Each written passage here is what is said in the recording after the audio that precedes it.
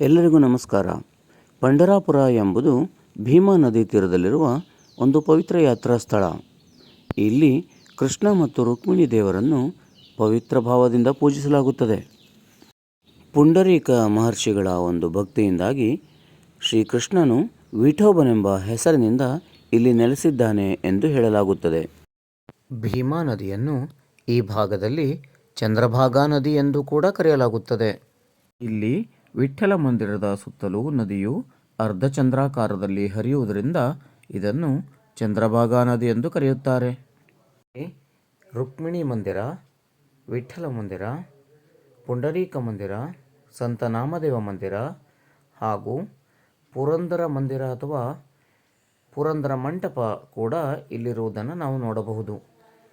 ಕರ್ನಾಟಕ ಮತ್ತು ಮಹಾರಾಷ್ಟ್ರದ ಭಾಗದಿಂದ ಹಲವಾರು ಸಂತರುಗಳು ಇಲ್ಲಿಗೆ ಭೇಟಿಯನ್ನು ಕೂಡ ನೀಡಿದ್ದರು. ಸಂತ ತುಕಾರಾಮ, ನಾಮದೇವ, ಜ್ಞಾನದೇವ ಮುಂತಾದ ಸಂತರುಗಳು ಇಲ್ಲಿ ಬಂದಿದ್ದರು.